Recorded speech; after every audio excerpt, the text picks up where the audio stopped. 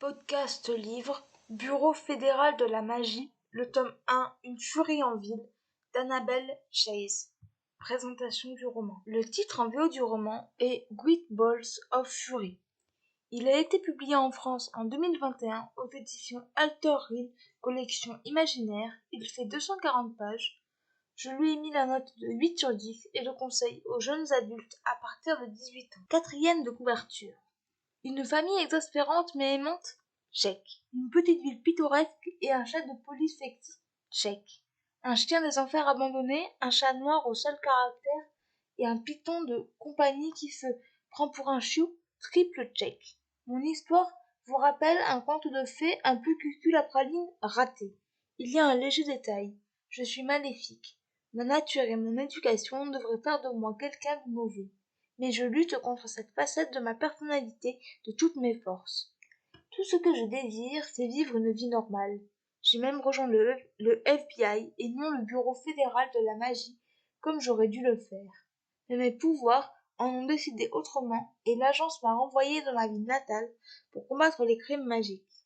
Me voilà de retour à Chipping Cheddar, au milieu de ma famille, maléfique bien entendu, un nouveau job sur les bras et les casseroles de mon passé derrière moi. Oh, j'ai oublié, en plus il y a un cadavre et il ne s'agit pas d'un accident.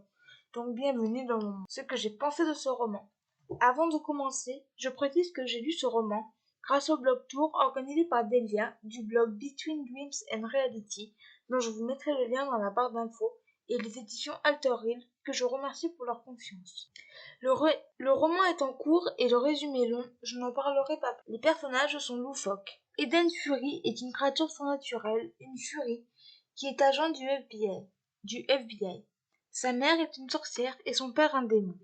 Elle revient dans sa ville natale après avoir fait une faute professionnelle. Sa famille est très particulière. Sa mère, Béatrice, est une sorcière qui aime sa fille à sa façon. Elle veut refaire sa vie. Sa grand-mère, Esther, est très particulière. Elle est horrible et lance des piques incessantes à sa petite fille. Son frère, Anton, a sa propre famille. Il veut aider sa sœur. On ne le voit pas beaucoup. Sa grande-tante, Tora, est plus facile que les autres membres de cette famille. Elle adore le citron. Sawyer est le nouveau chef de la police de la ville. Il est très séduisant, mais ne connaît pas les particularités d'Eden. Il va très vite tutoyer l'héroïne. Pour moi, j'ai trouvé que c'était un peu trop tôt. Clara, la meilleure amie de la jeune femme, est une empathe et possède la vision, c'est-à-dire qu'elle est très empathique et peut voir les pouvoirs des surnaturels. Les autres personnages apportent de la légèreté à l'intrigue. L'intrigue est simple et efficace. Les pages se tournent à une vitesse folle, on a envie de connaître la suite. Elle m'avait pensé à la saga Agatha Raisin de M.C. Beaton. L'écriture est pleine d'humour qui fait sourire. Cela apporte un bol d'air frais.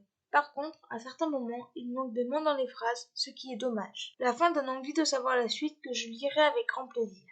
En bref, un premier tome que je recommande. Je remercie encore une fois Delia et les éditions Alter Hill pour leur confiance. Extrait du livre. Je me tenais sur le bord de la promenade à observer l'eau. Un sourire étira mes lèvres lorsque je vis un stop. Arrêt sur image. Ce n'était pas du tout un phoque. D'où ces quatre. C'était un corps. Les points forts de ce roman, les personnages, l'intrigue, l'écriture et la fin. Les points faibles de ce roman, le fait qu'il manque des mots dans les phrases et que Sawyer et Eden se tutoient trop vite. Voilà, ça en est tout pour ce podcast. J'espère qu'il vous aura plu. N'hésitez pas à me donner votre avis et vos commentaires sur YouTube, à vous abonner à la chaîne. Et je vous retrouve très bientôt pour un nouveau podcast. Ciao.